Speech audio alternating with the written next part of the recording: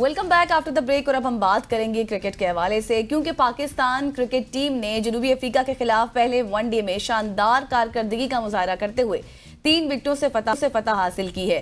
Perl के मैदान में खेले गए इस मैच में पाकिस्तान ने 240 रन का हदफ आखिरी ओवर में कामयाबी से हासिल कर लिया और इस मैच में सूप की जबरदस्त सेंचुरी रही है। और सलमान अली आगा की बात करें तो वो भी नाकाबिले शिकस्त रहे हैं। 82 रन की इनिंग्स ने फतह में कलीदी किरदार अदा किया। बॉलिंग के हवाले से बात करें तो सलमान आगा ने 4 विकेटें लेकर ऑल राउंड परफॉर्मेंस का शानदार मुजाहरा किया है, जिन पर उन्हें प्लेयर ऑफ द मैच करार दिया गया है। कौमी टीम ने न सिर्फ बैटिंग में जिम्मेदारी का मुजाहरा किया बल्कि बॉलिंग में भी काफी अच्छी कारकर्दगी रही है और अच्छा स्कोर रहा है। बिल्कुल ऐसे इस तमाम मैच के ऊपर बात करने के लिए हमारे साथ मौजूद हैं सीनियर स्पोर्ट्स एनालिस्ट, किसी तारुफ नहीं, डॉक्टर नोमान नियाज साहब। आप इनको सुनते रहते हैं डिफरेंट प्लेटफॉर्म्स पे। डॉक्टर साहब, thank you so much for joining us.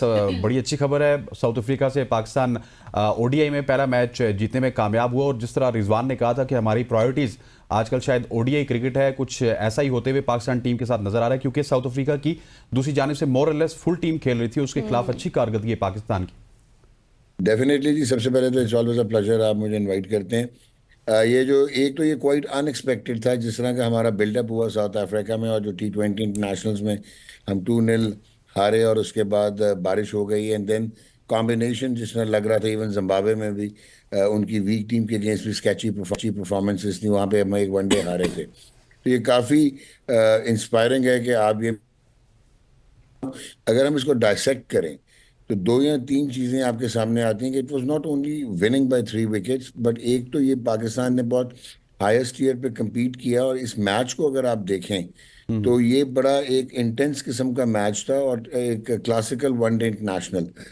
Paarl की जो पिच है, या 1-2 पिचेस हैं साउथ अफ्रीका में, किंग्सले की है या केप टाउन है या पार्ल है, जो कि एशियन टीम्स को सूट करती हैं, लो बाउंस होता है और जहाँ पे कोई थोड़ा ब्रेक भी मिलता है, तो उसको हमने फुली कैपिटलाइज किया। अगर आप देखें टॉस हारना वाज अ बिग सेटबैक ऐसी पिच पे, और फिर जिस तरह डिजोजी ने और रायन रिकल्टन ने जिस तरह 10 ओवर्स में पावर प्ले में 70 कर दिया था, तो वो कम्प्लीटली एक लॉपसाइडेड जो एक प्री कंसीव था कि वो बेनिफिट ले गए हैं। लेकिन सलमान आगा जिनकी बॉलिंग शायद आप ये नहीं कहेंगे कि he is a regular bowler, आप ये कह सकते हैं कि he is a batting allrounder. उन्होंने जिस किस्म की बॉलिंग की है, जहाँ पे थोड़ा सा उनको ड्रिफ्ट भी मिला और जो आप देखेंगे कि ब्रेक भी उनको मिला, और उन्होंने टॉप जो 4 आउट किए हैं, चाहे जोरदी खैर टेक्निकली बहुत फ्रेल लगे जिस तरह पीछे वो आउट हुए, लेकिन रिकल्टन को आउट किया, वैन ड्यूसन को आउट किया, ट्रिस्टन स्टब्स को आउट किया, और 88 फॉर 4 साउथ अफ्रीका। सो ये पॉइंट है जो मैं आपको हाईलाइट करना चाह रहा था। That is like a good team कि आपने कंधे आपके गिरे नहीं जब 70 हुआ और आपने 88 फॉर 4 किया। उसके बाद वो सर्वाइवल था फॉर साउथ अफ्रीका, और वो ऑनरे क्लासन ने फिर शीट एंकर ड्रॉप किया। तो जहाँ पे 295 पार स्कोर है, वहाँ पे आप बहुत आला बॉलिंग जिस आपने कहा, वहाँ पे आपने उनको रिस्ट्रिक्ट कर दिया 239 पे। अनदर एस्पेक्ट इज कि मोहम्मद रिजवान को क्रेडिट दें कि वो पावर प्ले में दोनों स्पिनर्स को लेके आ गए, इब्रार को भी और सलमान को भी, क्योंकि नसीम शाह एक्सपेंसिव हो गए थे, पहले 3 ओवर्स में उनको 23 रन बढ़ गए थे।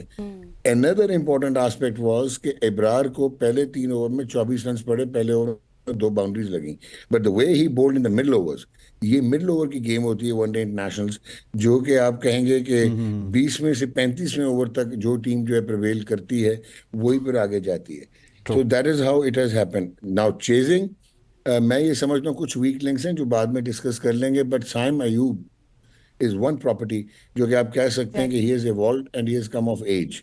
चाहे वो ऑस्ट्रेलिया में उन्होंने चेज में रन किए, चाहे जिस तरह वो खेलते हैं, वो खुला खेलते हैं, फ्लेबॉयंट हैं, लेकिन कल की जो इनिंग्स है दैट वाज अमेजिंग। वो according to the situation tailor की अपने उन्होंने शॉट्स को रिस्ट्रिक्ट किया, उन्होंने पेस को गिराया अपनी, और रिस्पॉन्सिबिलिटी के साथ ये 100 किया, probably one of the finest. अभी 98 नॉट आउट ये स्टैंडर्ड रह गए थे T20 में। He is getting run in South Africa, so he is there. और Salman Ali Agha, do not confuse it with his T20 के, बिल्कुल भी ये सिंक नहीं करते, और T20 के प्लेयर ही नहीं है, और बड़ी गलत चॉइस थी इनकी T20 की इवन कप्तान बनाना। बट वनडे में क्योंकि ये डीप बैटिंग कर लेते हैं, अपने आप को एडजस्ट करते हैं, कल बहुत आउटस्टैंडिंग खेले, और नसीम शाह वाज ब्रिलियंट।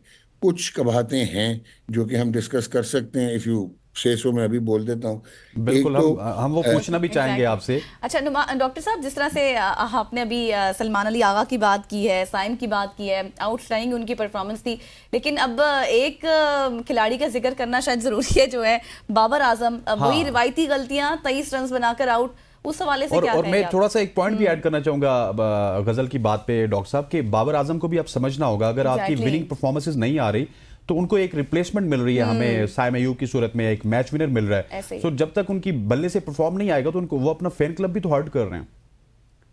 नहीं, ये आपने बहुत अच्छी बात की है, बाबर पे कर लेते हैं। सबसे पहले तो Saim Ayub is an opener, और बाबर अब ओपन नहीं करते।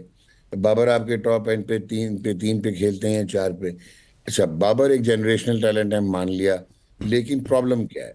या नो, दिस इज इम्पोर्टेंट कि रन्स नहीं हो रहे। I totally agree with you कि आप टेकन फॉर ग्रांटेड ले सकते कि अगर आप परफॉर्म नहीं करेंगे और आप अपनी रेपुटेशन पे खेलते चले जाएंगे। बाबर के साथ वही हो रहा है जो विराट कोहली के साथ हो रहा है। ठीक है जी, ये फेनोमेनल मॉड्यूल्स में है। जब कोई क्रिकेटर अपने आप को गेम से बड़ा समझने लग जाए, ऐसे ही। और फिर वो अपनी प्रैक्टिसेस जो है वो खुद इवॉल्व, मतलब खुद ही तरीके वो निकालना शुरू कर दे और उन पे चले। सो बाबर आजम आज से 2-2.5 साल पहले, जब तक वो कप्तानी के उस मौसम में नहीं फंसे थे, तो जो उनकी वीक लिंक्स होते थे वो उस पर काम करके आते थे और उनका क्रिकेट पे फोकस होता था। ये साफ लग रहा है कि जब वो उनकी कैप्टनसी के इश्यूज हुए और जो एक्सटर्नल इश्यूज हुए, इनका इंटरनल इशू है, और एक्सटर्नल जो है वो इनके प्रॉब्लम्स नहीं है, टेक्निकल प्रॉब्लम्स नहीं है, इनके इंटरनल मेंटल सेचुरेशन और मेंटल इश्यूज हैं। जब इन्होंने वो प्रेशर्स लिए और इनका फोकस क्रिकेट से हटा और इनका क्रिकेट की सियासत पे और आउटसाइड द ग्राउंड चला गया, वहां पे जो है आप डीफोकस हुए, और फिर आप एक विशियस साइकिल में फंस जाते हैं। इनसे रन्स नहीं हो रहे, ये बहुत अपनी बॉडी से दूर खेल जाते हैं। सो ये एक्सपेक्ट नहीं आप करते, ये जो जनरेशन टैलेंट्स होते हैं, कोहली या Babar Azam. So you are so very right, high time Babar delivers, otherwise. अच्छा, बाबर की इस वक्त अनफॉर्चुनेटली, ये मैं कोई उसकी साइड नहीं ले रहा, पाकिस्तान में अब भी कोई रिप्लेसमेंट नहीं है when it comes to the quality part, not the quantity part, जो जितना वो अच्छा क्रिकेटर है। But Pakistan management and everybody should take it very seriously. Babar से बात करनी चाहिए, he is not performing, and I totally agree कि एक आधी इनिंग्स आगे पीछे और हुई तो he will not be warranting a place. वो उनकी लक है कि इस वक्त आपका बेंच नहीं है। यही मैं आपसे बात करने जा रहा था कि अब्दुल्ला शफीक पैची ब्रिलियंस के साथ हमें नजर आए हैं, कि कभी वो रन्स करते हैं, कभी नहीं करते। सो आपको फखर जमान को चैंपियंस ट्रॉफी में ओपनर लाना पड़ेगा अगर आपने अपनी बेस्ट डॉक्टर टीम साहब, खिलानी है। एक बात आपको बताऊं कि मैं और गजल अभी डिसाइड कर चुके थे कि अगला सवाल नुमान साहब से ये करना है कि अब्दुल्ला शफीक परफॉर्म नहीं कर रहे, फखर को जमान वापस की लाना वापसी होनी चाहिए। चाहिए, और पीछे हम डिसाइड कर चुके थे कि हम वो बाबर के हवाले से बात करेंगे जो आप करने लगे थे। आप हमारे माइंड्स को पढ़ चुके हैं। जबरदस्त। अच्छा, अब ये जो आप बात कर रहे हैं, ब्रिलियंट, इसमें फखर हर हालत में आता है जी। आप ईगोस को साइड पे रखें, he is your best player, batter, impact player है। वो ओपन करे साइम के साथ, और अब्दुल्ला शफीक चले जाता है as a third opener on the bench. Exactly. ठीक है, क्योंकि शान मसूद की लिस्ट एवरेज बहुत अच्छी थी, लेकिन अब आप क्योंकि वो रन में नहीं है, आपने उसको नहीं रखा हुआ वाइट बॉल से, तो आप अब्दुल्ला शफीक को रखें बेंच पे। इसी तरह Irfan Niazi has all the talent, लेकिन इरफान नियाजी को आप ज़ाया कर रहे हैं, उसको भी ख़राब कर रहे हैं, क्योंकि आप उसको ऑलमोस्ट टेल एंडर खिलाते हैं। सो वो एक मिडिल ऑर्डर कोर आपकी बन सकती है। तो आप इरफान नियाजी की जगह आपको एक इनिंग्स बिल्डर चाहिए, जो कि एशियन कंडीशंस में, लोग कहते हैं कि जी पीछे के बॉल के इशू हो तो सारों को ही, चाहे कमरान गुलाम है तो चाहे ये सारे हैं। सो आप जब चैंपियंस ट्रॉफी एशियन कंडीशंस में हो रही है, पाकिस्तान में हो रही है, तो आप एग्जैक्टली। साउथ शकील को मिडिल ऑर्डर में लेके आए और इरफान को आप बेंच करें, ताकि बैकअप होगा आपके पास। बहुत टैलेंटेड है अब्दुल्ला भी और इरफान भी। So that is very very important and integral, कि आप बेंच कितना तगड़ा करते हैं और आपकी प्लेइंग 11 कितनी सोटेड होती है। कमरान गुलाम में not be an ideal candidate सीना कंट्रीज में या साउथ अफ्रीका में, थोड़े से उनके टेक्निकल मसाइल हैं, बट आउटस्टैंडिंग वो रन्स चलाते हैं। So he should be part of the Pakistan team, आपकी ये जो चैंपियंस ट्रॉफी के लिए जाएगी। अगर आप इस तरह के बैलेंस को पूरा कर लें, then at least you will be well equipped. फिर एक और मुझे समझ नहीं आती, हम एक्सेंट्रिक क्यों हो जाते हैं। नसीम शाह ने बरहा प्रूव किया है। देखें, मैं आपको आज एक बात करता हूँ कि बॉलर तो वो कमाल है ही है। एग्जैक्टली। शहनशाह अफरीदी को आप क्यों ऑलराउंडर बनाने की कोशिश कर रहे हैं, उसमें नहीं है। आप नसीम से ऊपर कैसे भेज सकते हैं? नसीम ने आपको अफगानिस्तान के अगेंस्ट 2 मैचेस जिताए हुए हैं, एक आधा पीछे भी इसने जिताया था। और अब आप देखें कल भी the way he batted, Salman Agha क्या कर लेते अगर दूसरे एंड सो से ट्रू। फारिग हो जाते। जो अच्छा, फिर आपने गौर किया होगा, आपको माइक में सब माइक्स में हाँ आवाजें आ हाँ, रही थी, वो कि आवाजें ये आगा शो करती देखो। तू इजी हो जा, अभी 2 बॉलें पड़ी हैं, इजी हो जा। हाँ, एग्जैक्टली। सो मैच से पहले या मैच के बाद तो सारे हकीम लुकमान और प्रधान बन जाते हैं, बट क्रिकेट अवेयरनेस और ड्यूरिंग द मैच आपका इतना सेल्फ बिलीफ होना और इतना अलर्ट होना कि आपको ये सारी चीज़ें नज़र आ रही थी वो जो आप सुन रहे थे। सो आई थिंक कि हमें थोड़ी सी ट्वीकिंग की अब ज़रूरत है। एंड आई इन कंडीशंस में प्रॉबेबली हम काफ़ी सारे इररेलेवेंट हैं T20 क्रिकेट के साथ तो, लेकिन वनडे में इन कंडीशन में शायद हम एक अच्छी कंपेटिटिव टीम बन के उभर सकती हैं चैंपियंस ट्रॉफी। बिल्कुल। एग्जैक्टली ऐसे डॉक्टर साहब, मोहम्मद रिजवान के हवाले से आप क्या सोचते हैं? Why is not performing as a batsman? Okay, Rizwan की ये दो तीन चीजें हैं। एक तो ये कि ही हैज परफॉर्म्ड इनक्रेडिबली, हम वो भूल जाते हैं कि उसने बहुत उसका 1 डेढ़ 2 साल जो है बहुत आस्टाउंडिंग गुजरे, top of the line tier performances रहीं। दूसरा उसकी एक लिमिटेशन है कि उसने जितने भी रन्स मिल करने होते हैं वो ऑफ साइड पे नहीं कर पाता, इन वाइट बॉल में कह रहा हूँ, और वो खींचता है ऑफ साइड की बॉल को भी लेग साइड पे, और अपनी कंफर्ट जोन में आने की कोशिश करता है। तो आजकल जब रियल टाइम डेटा चल रहा होता है, जब मैचअप्स चल रहे होते हैं, तो उसमें आपकी जो दूसरी टीम्स हैं वो पकड़ लेती हैं। He is going through run of very low scores and poor form. और दूसरा ये कि ऑब्वियसली मैं ये नहीं कहूँगा कि कप्तानी का बर्डन है, बट कप्तानी की डिस्ट्रैक्शन होती है।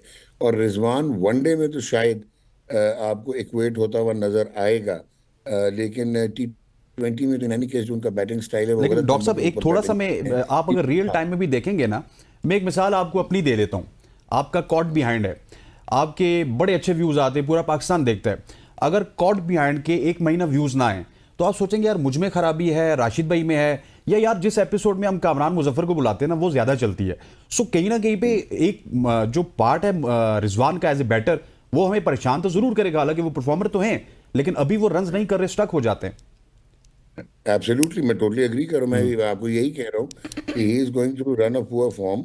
और दूसरा वो T20 में नहीं, अब जो उनका टेम्पलेट है वो ऑब्सोलीट हो गया, वो खत्म हो गया। ऐसे बाबर का भी जो टेम्पलेट था T20 का वो खत्म हो गया, क्रिकेट इवॉल्व हो गई T20 की।